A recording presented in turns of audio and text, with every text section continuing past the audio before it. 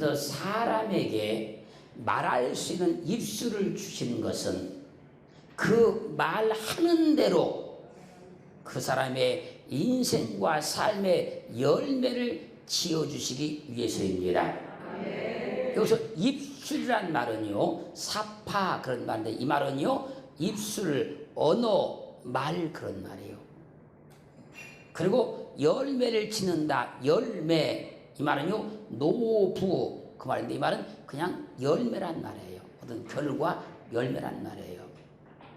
그리고 짓는, 이 말은 바라란 말인데, 이 바라는 말은 뭐냐면요, 자, 만들다, 창조하다 그런 말이에요. 그래서 하나님은 사람에게 입술을 만들어 주시고 그 입술을 통해서 나오는 언어, 말을 다 들으시고 입술로 말한 그대로 그 사람의 인생과 삶을 만들어 주신다는 얘기예요. 그래서 로마서 10장 9절로 10절 말씀에서 내가 만일 내 입으로 예수를 주로 시인하며 또 하나님께서 그를 죽은 자 가운데서 살리신 것을 내 마음에 믿으면 구원을 얻으리니 사람이 마음으로 믿어 의에 이르고 입으로 시인하여 구원에 이르느니라. 입술에 열매를 짓는 여호와께서 입술로 말한 그대로 그 사람의 인생과 삶을 만들어 주시기 때문에 마음으로 믿어서 의에 이르게 되는 것이 입술로 시인하면 구원에 이르게 해주는 거예요. 그러므로 우리는 하나님께서 원하시는 대로 입술을 잘 사용하여 하나님께서 내 인생에 지어주시는 좋은 열매를 많이 거두어야 될 줄로 믿습니다. 내 입술이라고 해서 내 마음대로 사용하면 안 된다는 얘기예요. 여러분은 입술을 제어할 수 있는 인격을 소유하고 계시지만 어떤 사람들은 너무나 함부로 입술을 사용하는 경우들이 있어요. 즉 자신의 입술을 통제하지 못하고 감정이 상하면 상하는 대로, 기분이 나쁘면 나쁜 대로, 곱비 풀려서 날뛰는 송아지같이 함부로 막 입술을 사용하는 사람들이 있다는 거예요. 왜 사람이 인격을 수양해야 하는가 하면요, 입술을 제어하기 위해서 그런 거예요. 왜 우리가 신앙이 깊어져야 하는가 하면요, 입술을 제어하기 위해서 그런 거예요. 그러므로 인격이 수양이 되고 신앙이 깊어진 사람의 특징이 뭔가 하면요, 어떠한 경우에도 입술을 감정과 기분에 따라서 사용하지 않는다는 얘기예요. 인격이 수양이 되고 신앙이 깊어진 사람은요, 자기 생각과 판단에 따라서 함부로 입술을 사용하지 않습니다. 전도서 5장 2절은 증가합니다.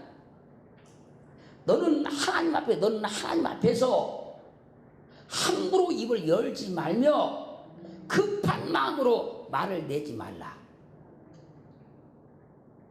하나님은 하늘에 계시고 너는 땅에 있음이니라. 그런즉 마땅히 말을 적게 할 것이니라. 하나님은 입술에 열매를 지으시니 너는 하나님 앞에서 함부로 입을 열지 말고 급한 마음으로 말을 내지 말라는 거예요. 하나님은 하늘에 계시고 너는 땅에 있으니 마땅히 하나님 앞에서는 말을 적게 해야 된다는 거예요. 왜요?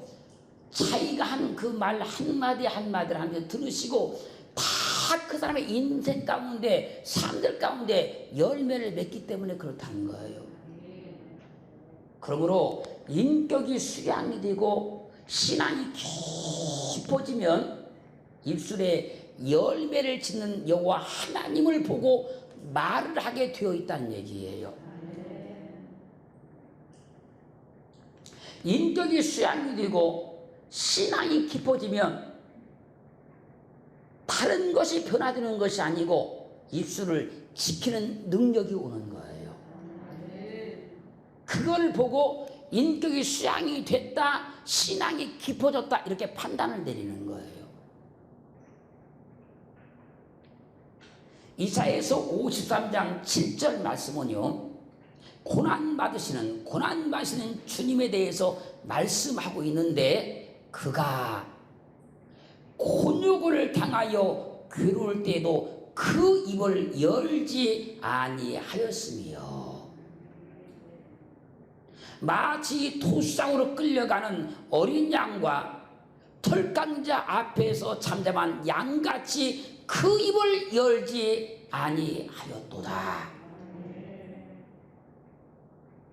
죄 없이 채찍에 맞으시는 주님은 입이 없어서 입을 열지 않은 것이 아니고, 할 말이 없어서 입을 열지 않은 것이 아닙니다. 십자가에 못 박혀 죽으시기 위해서 끌려가시는 그 주님은 괴롭지 않아서 입을 열지 않은 것이 아니고, 아프지 않아서 입을 열지 않은 것이 아니라는 거예요. 주님은 자신이 십자가에 못 박혀 죽어야 온 인류를 구원한다는 하나님의 뜻을 알고 있기 때문에 곤욕을 당하여 괴로울 때에도 그 입을 열지 아니했다는 거예요. 주님은 자신이 십자가에 못 박혀 죽어야만 온 인류가 구원받는 걸 알아요. 그게 그에게 어떤 핍박이 오고 어떤 괴롭이 와도 끝까지 그 입을 열지 아니하신 거예요.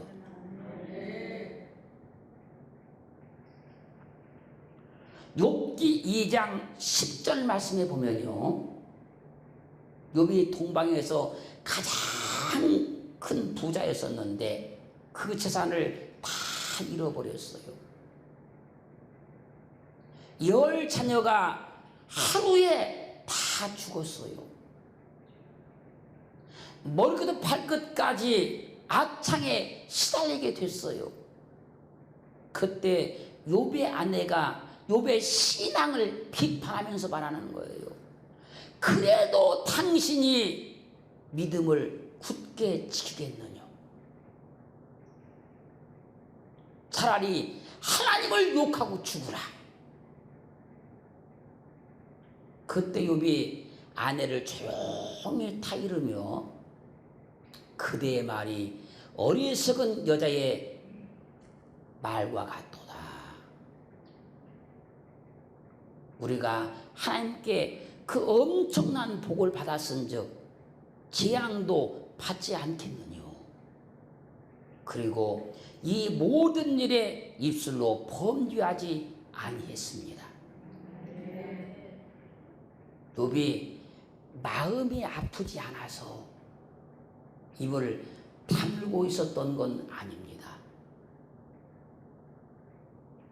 욥이 괴롭지 않아서 입을 다물고 있었던 건 아니에요.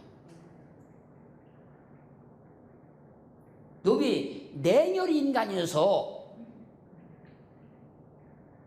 입술을 다물고 있었던 것도 아니고, 욥이 감정이 없는 사람이어서 입술을 다물고 있었던 것도 아니었어요. 욥은 믿음을 지키려고 입술을 다물고 있었던 것입니다.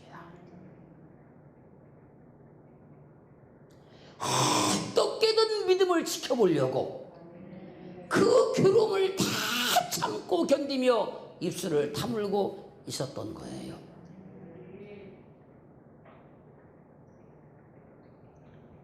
잘 들어보세요.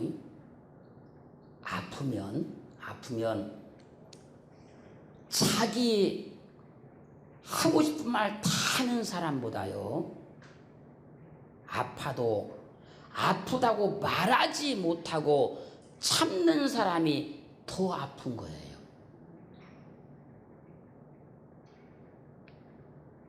괴로우면 괴롭다고 자기 하고 싶은 말 다 말하는 사람보다요, 괴로워도 괴롭다고 말 못하고 참고 있는 사람이 더 괴로운 겁니다.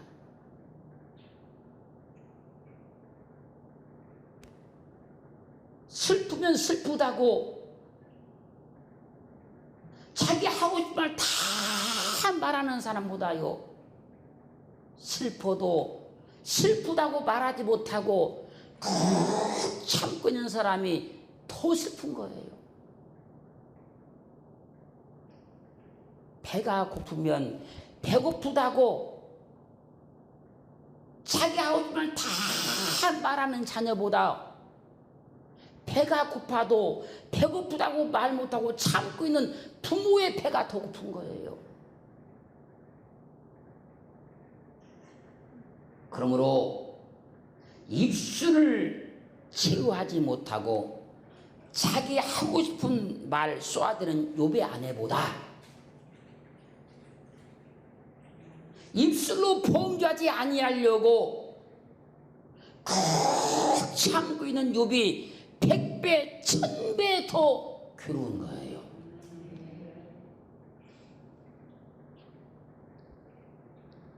창세기 39장 7절로 20절 말씀까지를 보면요, 보디발 아내가 욥에게 눈짓하다가 동침하기를 청합니다. 그다음 요셉이 거절해요. 거절하면서 나의 주인이 가정 재반 모든 소유를 간섭지 않냐고 다 내 손에 맡겼으니 이 집에는 나보다 큰 이가 없으며 주인이 아무것도 내게 금하지 아니했어도 금한 것은 당신입니다. 그런즉 내가 이 어찌 큰 악을 행하여 하나님께 득죄하리까? 단호하게 거절을 했어요. 그런데도 보디발 아내는요, 욥을 단념하지 못하고 날마다 요셉에게 동침을 요구합니다. 그러나 요셉이 그 말을 듣지도 아니하고 그와 함께 있지도 아니했어요. 그런 과정에서 어느 날 요셉이 시무하러 보디발의 집에 들어갔는데 보디발 아내가 요셉의 옷을 붙잡고 동침하기를 막 청하는 거예요. 그때 요셉이 자기 옷을 벗어버리고, 왜 옷을 붙잡고 있으니까 벗어버리고 도망쳐 나가버렸어요. 그러자 보디발 아내가 자기 손에 요셉의 옷이 있는 걸 딱 보고 집사람들을 다 불러요. 그래서 말한 겁니다. 요셉이 나를 겁간하려고 내 방에 들어왔다가 내가 소리를 질렀더니 도망쳐 나갔다. 왜? 그 손에 요셉의 바지가 있잖아요, 지금.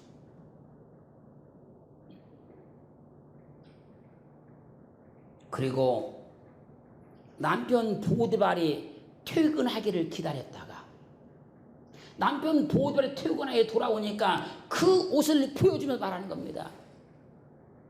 당신이 데려온 히브리 종 요셉이 오늘 낮에 나를 겁반해 내 방에 들어왔다가 내가 소리를 질렀더니 이 옷을 버려두고 나갔다.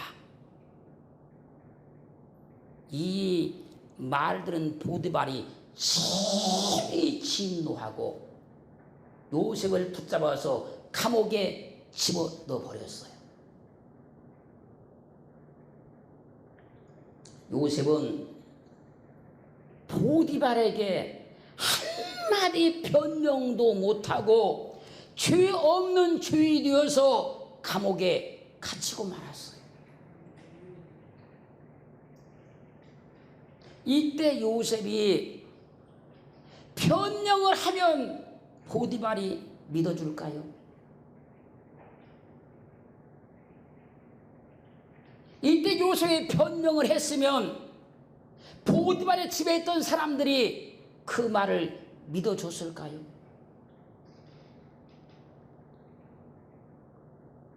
변명해봐야 보디발이 믿어주지 않을 것 같으니 아무런 잘못이 없지만 변명하지 못하는 요셉의 마음이 억울하다고 원통하다고 막 소리 지르는 사람의 마음보다 더 아프다는 거예요. 그러므로 억울하면 억울하다고 울어대는 사람보다 요셉처럼 변명해봐야 믿어주지 않을 것 같으니 억울하다고 변명하지 못하는 사람이 입술을 꽉 깨물고 있을 때 그 사람 마음이 더 아픈 거예요. 사랑하는 성도 여러분, 우리는 믿음 가운데 사람이 알아주면 뭐해? 하나님이 알아주시면 되는 거지. 이런 말을 많이 합니다. 우리는. 그러면서도 억울하면 입술을 치유하지 못하는 경우가 많아요. 하나님이 알아주면 됐다고 그러면서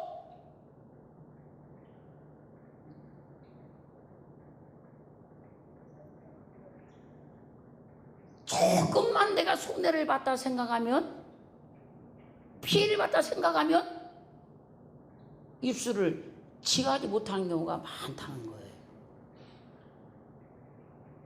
이런 걸 이율배반적인 신앙이라 그러는 거예요.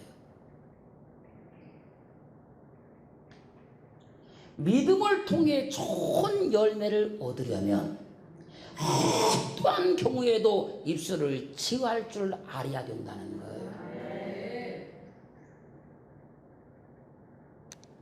하나님은 우리 입술에 열매를 지으시니 하나님께 복을 얻으려고 하면 입술을 치유하는 믿음을 소유해야 된다는 거예요.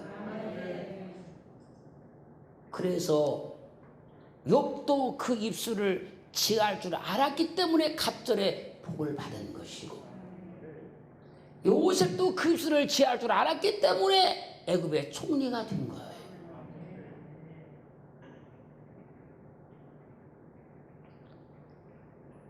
사람들이 잘못하면요, 입술로 어떤 말하는 거 있잖아요. 말하는 것만 통해 사람한테 열매를 맺는 생각하는데, 내가 답답하고 억울하고 원통할 때 입술을 꼭 닫고 있단 말이에요.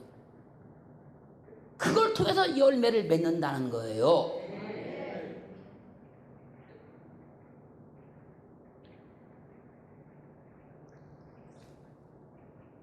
시편 141편 3절은요, 여호와여 내 입 앞에 파수꾼을 세우시고 내 입술의 문을 지키소서.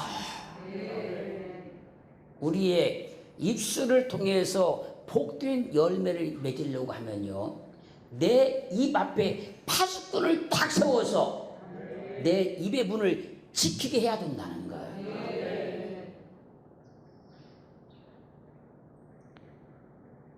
그렇게 해서 하나님 앞에서 함부로 입을 열지 말며 급한 마음으로 말을 내지 말아야 된다는 거예요.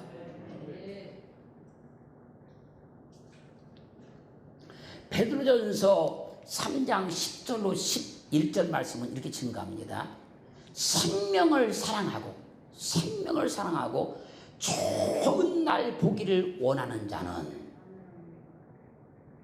혀를 금하여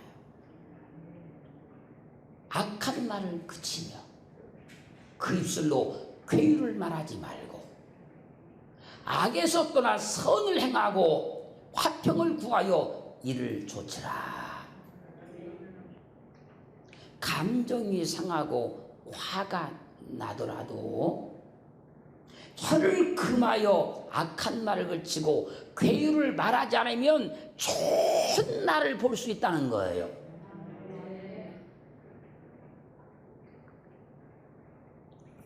주님을 믿는 모든 사람들이 좋은 날 보기를 위해서 혀를 금하고 악한 말을 그치고 입술로 괴유를 말하면 안 되는 거예요. 좋은 날 보기를 원하면.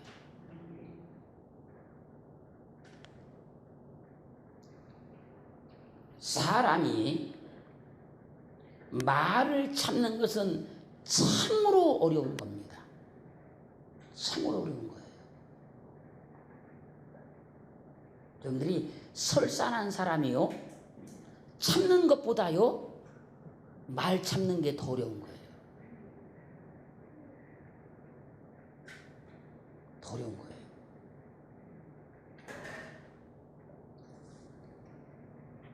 하고 싶은 말, 하고 싶은 말, 내 감동이 상했을 때 막 나오려고 하는 말, 이걸 참는 건 정말로 어려운 거예요.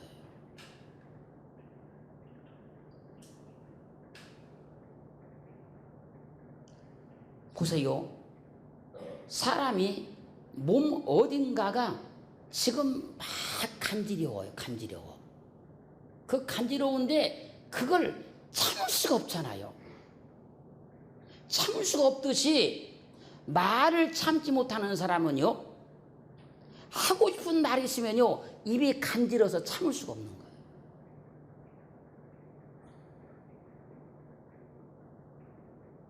그렇다고 모든 사람이 하고 싶은 말 다 하고 살면 세상이 어떻게 되겠습니까?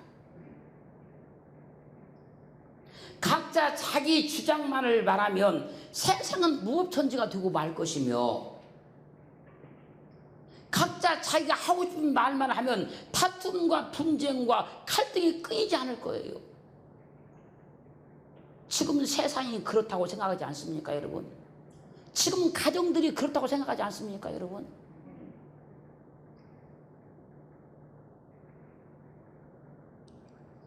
각자 자기 목소리를 높여서 자기 주장만 하게 되면 위아래도 없고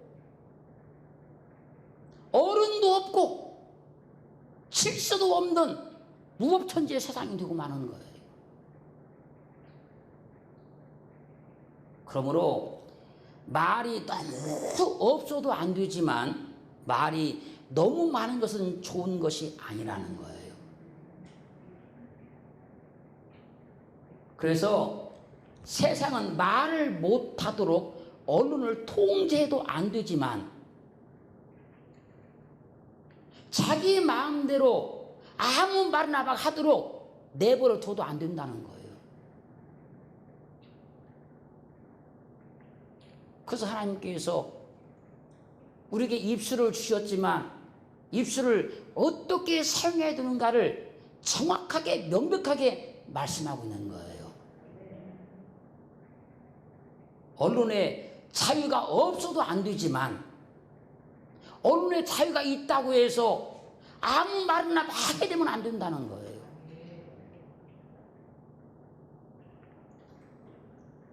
에베소 4장 29절은 증가합니다. 무릇 더러운 말은 너희 입 밖에도 내지 말고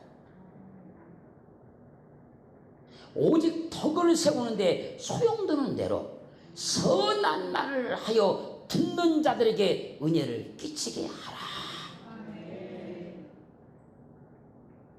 말은 그 사람의 인격이고 신앙의 수준이 되는 거예요. 그러므로 무릇 더러운 말은 너희 입 밖에도 내지 말라는 거예요.